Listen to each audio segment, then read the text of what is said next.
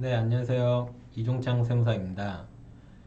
지금 종합소득세 신고 안내문을 카카오톡으로 많이 받고 계시지 않나요? 저도 이제 어젠가 엊그저께 받았던 것 같은데 벌써 이렇게 5월을 앞두고 있다는 게 이제 세무사로서는 매번 있는 일이지만 보통은 우편물을 받고 나서야 이게 좀 실감이 됐었는데 요즘은 카카오톡으로 이렇게 미리 5월도 되기 전에 이렇게 알려주니까 좀 설레이기도 하고 또 저 또한 납세자 중 하나이기 때문에 이거 세금을 어떻게 내야 되나 고민을 많이 하고 있거든요. 오늘은 제가 모든 납세자분들의 걱정인 종합소득세 신고를 어떻게 해야 되냐가 중요한 게 아니라 어떻게 준비할까, 어떤 서류들을 세무사 사무실이나 국세청에 제출함으로써 내가 절세를 할 수 있는지 아니면 적정한 나에게 맞는 세금을 낼 수 있을지 이런 준비 서류에 대해서 한번 설명드리고자 이렇게 자리를 하였습니다. 이번에 제 소개인데요. 저는 2009년도 세무사 자격시험에 합격을 했고요. 2012년도부터 반포동에서 사무사 사무실을 개업하고 있습니다. 현재도 같은 곳에서 계속 한 10년 정도 하고 있으니까 꽤 시간이 많이 지났네요. 저도 많은 납세자분들을 만나기도 했고 여러 케이스를 경험했는데 매번 종합소득세 신고할 때마다 고민인 것은 납세자분들이 매번 서류를 좀 낯설게 느끼세요. 왜 그런 거 하니 종합소득세 신고를 1년에 한 번씩 하잖아요. 그러니까 1년에 뭐 두 번, 세 번, 네 번 이렇게 부가가치세 신고서처럼 자주 제출한다고 하면 좀 익숙할 텐데 종합소득세 신고서는 1년에 한 번 제출하다 보니까 좀 낯선 경향이 있습니다. 그래서 저도 10년째 같은 얘기를 매년 드리는 분도 계시고 아니면 한 번 말씀드렸는데 계속 따라와 주시는 분들도 계시고 근데 저희 사무실에 뭐 처음 의뢰하시는 분들도 있고 또 계속 의뢰를 하시고 또 준비를 하고 있지만 이제 다시 한번 정리하는 시간을 가져봤으면 좋겠다 싶어서 이 자리를 마련했습니다. 이어서 계속 진행하겠습니다. 첫 번째는 신고 안내문이 필요합니다. 근데 신고 안내문은 아까 말씀드린 것처럼 카카오톡으로 먼저 받으시는 분들이 계세요. 보통 이제 우편물로 와야 되는데 카카오톡으로 나오는 우편물도 충분히 조회가 다 가능할 정도로 잘 준비가 되어 있고요. 저 같은 세무대리인은 5월부터 납세자분들의 개인정보를 조회할 수 있습니다. 다만 개인정보이기 때문에 미리 사전에 세무대리인 정보 동의가 필요하고요. 하는 방법은 국세청에 이제 공인증서로 들어가셔서 이제 동의를 해주시는 방법도 있고 또 어플로 들어가셔서 동의하시는 방법도 있어요. 근데 이제 이 두 가지가 다 좀 익숙하지 않거든요. 컴퓨터가 좀 자유로워야 되고 어플도 생각보다 뭐 다운받아야 되는 것도 많고 뭐 카카오톡으로 간편 인증도 가능하지만 또 그게 이제 어떻게 클릭을 해야 되는지 맞는지 아닌지 좀 어려우실 때가 있거든요. 이제 그럴 때는 그냥 신분증 사본을 제출하심으로써 뭐 카카오톡 사진이나 아니면 문자 사진 다 괜찮습니다. 그렇게 제출하셔서 이제 세무대리인이 이제 위임장을 가지고 동의를 받을 수 있도록 해주시면 이제 그 이후로부터는 이제 세무사 사무실에서도 충분히 조회가 가능합니다. 그래서 동의가 되셨으면 안내문이 필요 없고요. 또 동의를 안 하시면 또 신고가 좀 어려워요. 그래서 결론적으로는 동의가 돼야 되거든요. 그래서 안내문을 뭐 지참하시더라도 개인정보 동의도 추가로 해주셔야 합니다. 이제 인적공제용 증빙 서류인데요. 이제 우리가 세금을 계산하는 구조는 단기순이익이라고 불리는 이제 과세 표준을 먼저 계산하고 나서 이제 세금이 무조건 바로 과세가 되는 게 아니고요. 그 과세 표준에서 우리가 부양가족이 몇 명이 있는지 뭐 이런 것들이 다 세금 공제가 되는 항목들이 있거든요. 특히 제가 이번 장표에서 보는 것은 인적공제, 이제 가족들, 부양가족 공제하는 내역입니다. 근데 부양가족은 이제 나이 요건도 있고 소득 요건도 있습니다. 그래서 나이 요건은 이제 부모님 같은 경우 아니면 할아버지 할머님 같은 경우에는 만 60세 이상이셔야 되고요. 자녀분을 공제하려면 만 20세 이하여야 됩니다. 이제 여기에 소득 요건이 필요한데요. 소득은 연 100만 원 이상이 되시는 그러니까 100만 원이 넘는 분들은 부양가족으로 공제가 안 돼요. 그래서 뭐 근로소득이나 사업소득이 있다 보면 이제 연 100만 원이 넘을 가능성이 높겠죠. 근데 그렇지 않더라도 부양가족 공제가 되지 않는 경우들이 있습니다. 그 사유 중 두 가지가 있는데요. 하나는 퇴직소득, 그리고 두 번째는 이제 양도소득이 있습니다. 양도소득 같은 경우에는 매번 있는 일이 아니잖아요. 그래서 뭐 내가 부동산 임대업자라고 하면 뭐 매번 임대료를 받기 때문에 내가 소득이 있다라고 생각을 할 수 있지만, 내가 아무것도 안 하고 있던 일반 토지를 갖고 있다가 이제 뭐 예를 들면 1,000만 원을 남기고 팔았다고 생각을 해볼게요. 그럼 1,000만 원이 결국엔 소득 100만 원 이상이잖아요. 그러니까 그 사건, 뭐 그 1,000만 원 이상 돈이 생겼던 그 사건이 있는 연도는 부양가족으로 공제를 할 수가 없습니다. 그래서 나이 요건과 소득 요건을 따져 보셔야 되고요. 일단 그 요건들이 다 맞다고 하면 이제 저희한테 가족관계 증명서나 주민등록 등본을 제출해 주셔야 합니다. 왜냐면 가족관계 증명서는 이제 부양가족 중에서도 주소지를 같이 하든지 안 하든지 나오거든요. 근데 이제 주민등록으로만 봤을 때는 뭐 주소지를 달리 한다고 하면 확인할 수가 없습니다. 아, 부양가족은 거주지를 같이 안 와도 공제를 할 수가 있습니다. 그렇기 때문에 이제 주민등록 등본보다는 가족관계 증명서를 제출해 주시면 좋고, 여기에 누가 공제를 할 수 있는 나이와 소득 요건을 갖고 있는지까지 체크해 주시면 좋겠습니다. 또 이제 세 번째는 소득 금액 증명 서류네요. 뭐 소득 금액이라는 건 이제 용어상 이제 비용을 차감한 소득을 말하는데, 이제 제가 용어를 다시 정리하자면 여기서는 소득을 증빙하는 서류를 말해요. 근데 이제 사업자 등록을 하신 분들은 부가가치세 신고를 하시잖아요. 또 아니면 면세 사업자들은 사업장 현황 신고를 하셨을 테고요. 이 두 가지 서류가 이제 매출을 알 수 있는 서류입니다. 물론 이 자료가 다 안내문에 연동이 되어 있죠. 그래서 부가가치세 신고서 4본, 뭐 사업장 현황 신고서 4본, 그리고 뭐 연천인수 이행사항 신고서는 이제 경비를 어떻게 입증할 수 있을지 서류인데요. 기장을 하고 계신다고 하면 이걸 따로 준비 안 해주셔도 됩니다. 왜냐면 기장을 맡고 계시는 세무서 사무실에서 다 처리를 했던 일이니까요. 근데 뭐 중간에 기장을 맡기셨다든지 아니면 기장을 맡기지 않는 이제 사업자분들은 다 이런 서류를 준비를 해주셔야 됩니다. 특히 원천징수 이행사항 신고서 및 지급명세서는 우리가 경비 중에 제일 큰 비중을 차지할 수 있는 인건비 내역입니다. 그래서 급여 내역일 수도 있고, 또 아니면 3.3% 내역일 수도 있고, 이 내역까지 준비를 해주셔야 합니다. 하지만 다시 말씀드리면 기장을 맡고 계시는 분들은 이걸 따로 준비 안 해주셔도 됩니다. 또 사업자 등록증이 없는 분들, 뭐 3.3%이신 분들이겠죠. 프리랜서 분들도 이런 내 소득이 얼마인지를 입증하는 서류를 갖고 오셔야 돼요. 근데 이게 다 국세청 안내문에 다 들어 있고요. 그리고 세무대리인이 이제 개인정보 동의를 받았다고 하면 세무사 사무실에서도 조회를 할 수 있습니다. 그러니까 따로 준비를 안 해주셔도 됩니다. 다만 만약에 이게 다 전산자료를 조회한 거기 때문에, 예를 들면 뭐 회사가 저한테 3.3%를 떼고 지급을 했는데 그 내역을 지금 오늘 4월 29일 이렇게 신고했다고 해요. 근데 이미 구세청 안내문이 나와 있는 상태죠. 그러면 이 그 뒤늦게 신고한 내역은 안내문에 조회가 안 돼요. 나중에 뭐 국세청에서 한꺼번에 일괄적으로 검토를 할 때 그 내역이 반영이 됩니다. 그래서 좀 그런 부분이 있다고 하면 그런 부분도 좀 신경을 써주셔야 되는데, 저희한테 지급했던 회사가 늦게 했는지 또 수정했는지 좀 알 수가 없는 상황이긴 해서 좀 나중에 억울한 부분이 생길 상황이 있을 수도 있습니다. 그래서 이제 사업자 등록을 하지 않으신 3.3%는 세무대리인이 정보 동의만 해주시면 가능하다, 조회가 가능하다, 이렇게 보고 넘어가겠습니다. 그 네 번째는 이제 금융소득 종합과세 대상자인데요. 뭐 안타깝게도 금융소득 종합과세 대상인 분들은 안내문에 이자, 배당에 동그라미가 쳐져 있습니다. 이 부분은 따로 체크해서 신고를 해라. 근데 이제 세무대리인이 개인정보 동의를 받았다 하더라도 금융소득에 대해서는 조회가 안 돼요. 이건 직접 납세자분께서 조회를 해주셔야 돼요. 그래서 하시는 방법은 이제 그 증권사나 은행에 다 조회를 하시는 방법이 있는데, 이것보단 다 국세청 홈택스에 나와 있거든요. 그래서 홈택스에 접속하셔서 그걸 조회하신 다음에 엑셀 다운로드가 가능합니다. 그래서 그거를 이제 세무대리인이나 아니면 국세청 제출하셔서 신고 자료에 참고하시면 되겠습니다.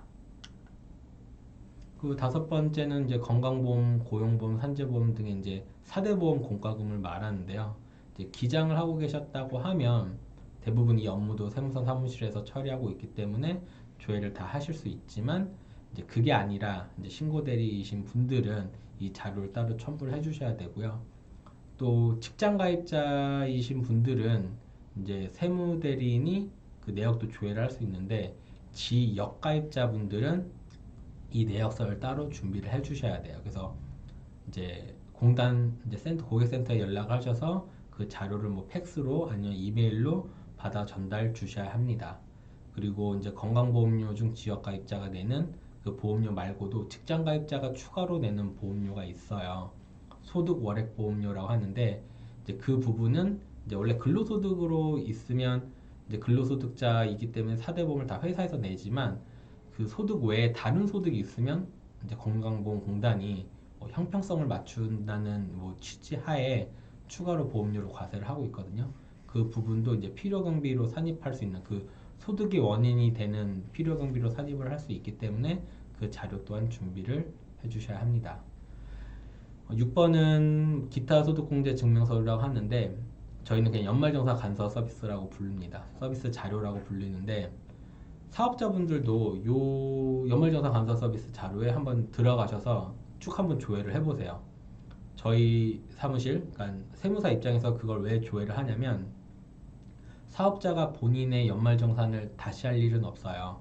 하지만 우리한테 제출 못하는 자료들이 있거든요. 특히 기부금이 있습니다. 그러니까 대안적집자사나 아니면 학교 같은 기부금을 해서 영수증을 잘 받아두시면 좋겠지만 가끔 적십자 회의 같은 경우는 깜빡하시는 경우들이 있어요. 근데 이 내역이 다 전산으로 통보가 되어 있습니다. 연말정산 간소화 서비스예요. 그래서 사업자분들도 이 연말정산 간소화 서비스를 쭉 들어가셔서 봐주시면 좋고요. 이제 기부금 중에 종교단체 기부금은 전산에 뜨진 않아요, 아직. 그래서 뭐 절이나 교회에 직접 말씀하셔서 기부금 영수증을 받아주시면 되겠습니다.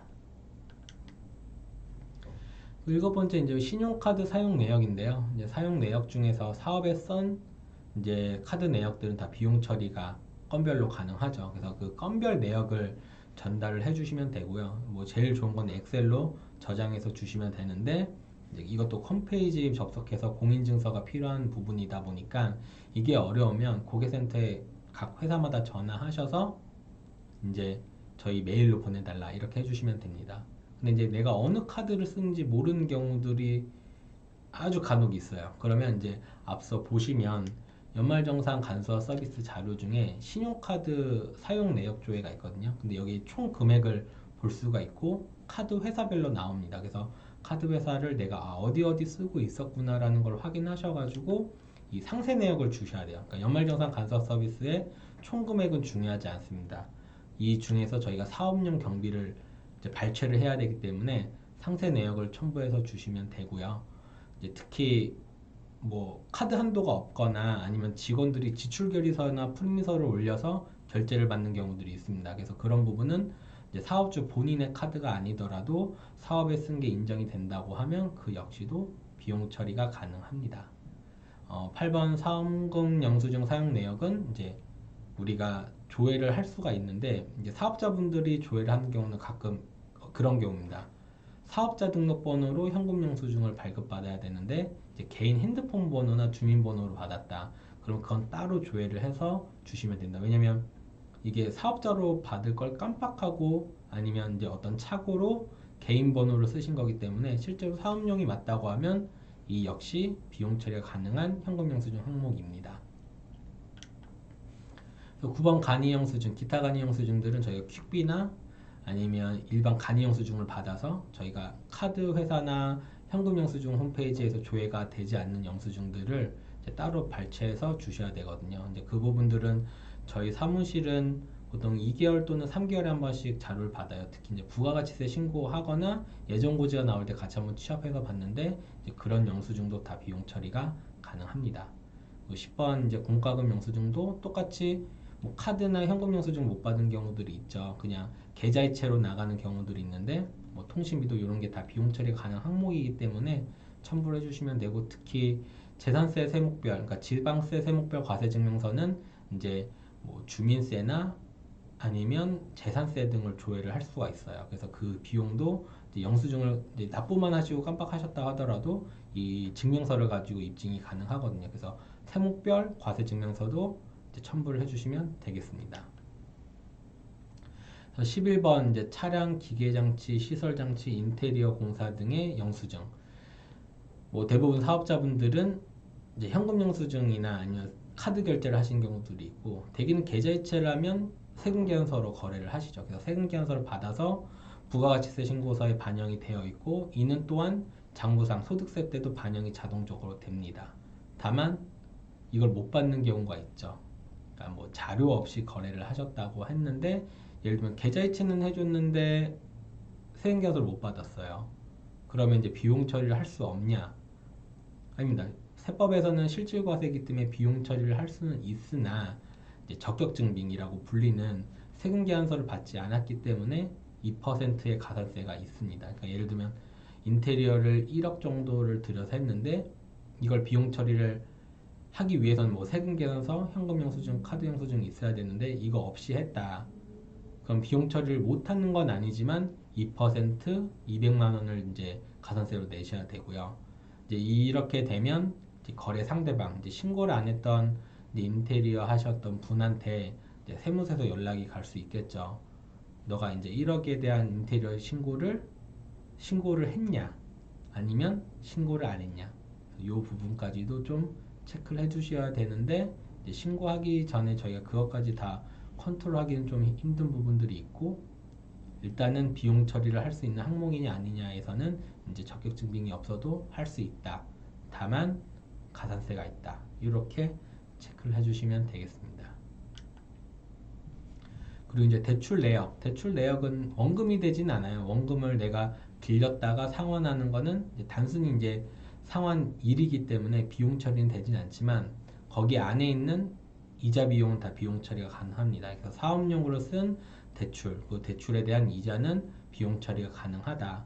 그래서 은행 같은 금융권에서 하시는 경우도 있고, 1금융권 같은 데서 하시는 경우도 있고, 뭐 보험 약관 대출, 또 아니면 캐피탈 대출도 다 사업 관련성이 있다고 하면 그 이자 비용도 비용 처리가 가능합니다. 그래서 카드 회사 같은 경우에는 현금 영수증 서비스 수수료, 아니면 카드론 수수료, 이것도 다 비용 처리가 가능하니까 한번 체크해서 이제 자료를 준비하셨으면 좋겠습니다.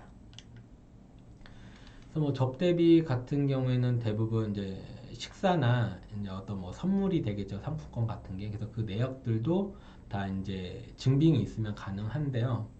접대비는 적격증빙을 무조건 갖추셔야 돼요. 10,000원 이상의 접대비는 적격증빙이 있어야지만 비용 처리가 가능하거든요. 그래서 현금으로 준 접대비, 이거는 적격증빙이 없기 때문에 불가능하고요. 또 이제 한도가 있어요. 접대비는 총액의 한도가 있기 때문에 뭐 아무리 접대비를 많이 하신다 하더라도 다 비용 처리가 되진 않습니다. 그래서 업종별 한도가 있는 건 아니고, 그 중소기업이냐 뭐 중견기업이냐 해서 이런 한도들도 있고, 매출에 비례해서 한도가 있긴 하지만 그 한도가 대부분 제한되어 있다. 이렇게 봐주시면 되겠습니다. 근데 이제 그런 접대가 아니라 이제 경조사비 있잖아요. 특히 이제 코로나 시대이기 때문에 대부분 온라인 송금으로, 그러니까 그 결혼식장이나 아니면 뭐 장례식장에 참가를 하지 않으시고 다 온라인 계좌이체로 하시는 경우들이 있는데, 이 내역들도 다 비용 처리, 그러니까 접대비 처리가 가능합니다. 그래서 청첩장을 실제로 받으셨으면 실물을 첨부해 주시면 더 좋을 테고, 아니면 요즘은 온라인 모바일 청첩장이나 아니면 부고 같은 경우에는 문자로 많이 오니까 그 부분을 캡처해서 주시면 이 증빙으로 사용이 가능합니다. 마지막으로 이제 인건비 내역인데요. 인건비 내역은 우선 원천징수 이행사항 신고라는 적법한 신고가 있어야지 인정이 됩니다. 원천징수도 제대로 하지 않았으면 비용 인정은 되지만 가산세가 있습니다. 제가 아까 뭐 차량, 기계장치 이런 뭐 인테리어 비용들은 2%의 가산세, 적격증빙을 받지 않는다면 2%의 가산세가 있다고 말씀드렸고요.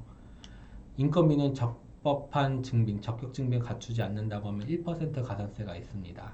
이제 거기다가 비용 처리하면 원래 원천징수 무조건 해야 되는 게 의무가 있거든요. 그래서 원천징수 미이행 가산세 등도 존재할 수가 있지만 우선 당장 소득세 신고하는 입장에서는 비용 처리를 먼저 진행을 하시고 그 사후 관리를 통해서 원천세 수정 신고하셔도 아주 큰 문제는 없기 때문에 인건비 내역 또한 또 준비하셔서 이제 세금 절세에 좀 도움이 되셨으면 합니다. 그래서 마지막에 보시면 현금 지급 등으로 인한 인건비는 뭐 개인 간의 수치형 수중을 받아도 인정받기 쉽지 않다. 그러니까 결국에는 수정 신고를 통해서, 그러니까 인건비 수정 신고를 통해서 국세청도 이 부분을 알 수 있게 해야 좀 적법한 신고가 될 수 있습니다. 그래서 뭐 14가지 항목을 말씀드렸는데 실제로 준비하실 만한 뭐 큰 항목들은 없고 아마 놓치셨던 부분들은 있을 거예요. 예를 들면 뭐 경조사비가 될 수도 있고 아니면 대출 내역, 이자 내역 이런 부분들이 있을 수 있습니다. 그래서 놓치신 부분들이 있다고 하면 좀 더 챙겨주시고 또 세무대리인과 좀 면밀한 협조를 하셔서 소득세 신고 준비에 좀 박차를 가하셔서 뭐 어려운 상황이겠지만 뭐 세금이 더 부당한 세금이 나오지 않게끔 자료 준비를 잘 해주셔서 세금을 잘 끝내셨으면 좋겠네요. 감사합니다.